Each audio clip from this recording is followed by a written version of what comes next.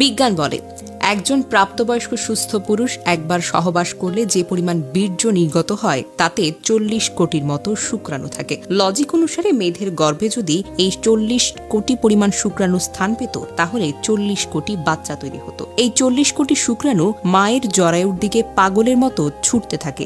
জীবিত থাকে মাত্র 300 থেকে 500টি শুক্রাণু, আর বাকিরা এই ছুটে চলার পথে ক্লান্ত অথবা পরাজিত হয়ে মারা যায়। এই 300 থেকে 500টি শুক্রাণু যেগুলো ডিম্বাণুর কাছে যেতে পেরেছে তাদের মধ্যে মাত্র একটি মহা শক্তিশালী শুক্রাণু ডিম্বাণুকে ফার্টিলাইজ করে অথবা ডিম্বাণুতে আসন গ্রহণ করে। সেই ভাগ্যবান শুক্রাণুটি হলো আপনি কিংবা আমি অথবা আমরা সবাই।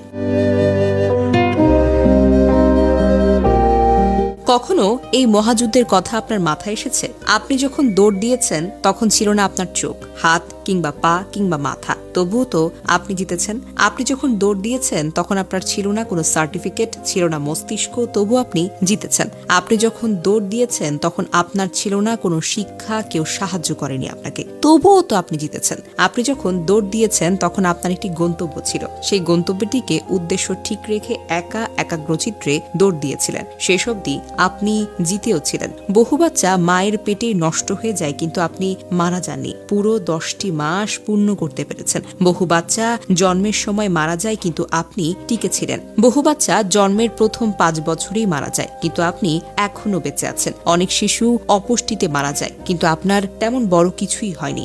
বড় হওয়ার পথে অনেকেই দুনিয়া থেকে বিদায় নিয়েছে কিন্তু আপনি এখনো বেঁচে আছেন। আর আজ আপনি কিছু একটা হলে ঘাবড়ে যান, নিরাশ হয়ে পড়েন। কেন বলুন তো? কেন ভাবছেন আপনি হেরে গেছেন? কেন আপনার আত্মবিশ্বাসটা হারিয়ে ফেলেছেন? কেন আপনার বন্ধু বান্ধব, ভাই বোন, সার্টিফিকেট সবকিছু আছে, হাত পা আছে, শিক্ষা আছে, প্ল্যান করার মস্তিষ্ক আছে, সাহায্য করার মানুষ আছে, তবুও আপনি আশা হারিয়ে ফেলছেন?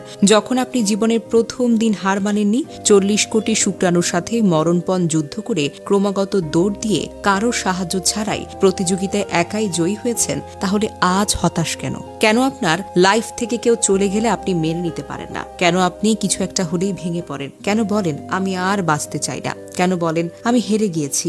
এমন হাজারো কথা তুলে ধরা সম্ভব, কিন্তু আপনি কেন হতাশ হয়ে পড়ে আছেন? আপনি কেন হারবেন? কেন হার মানবেন? আপনি শুরুতে জিতেছেন, আপনি শেষেও জিতবেন, মাঝপথেও আপনি জিতবেন। নিজেকে সময় দিন, আপনার মনটাকে প্রশ্ন করুন কি প্রতিভা আছে আপনার। মনের চাওয়াকে সবসময় মূল্য দিন, দেখবেন আপনি জিততে পারবেন। শুধু নিজের মনের জোর নিয়ে যুদ্ধ করতে থাকুন, দেখবেন একদিন আপনি জিতে যাবেন।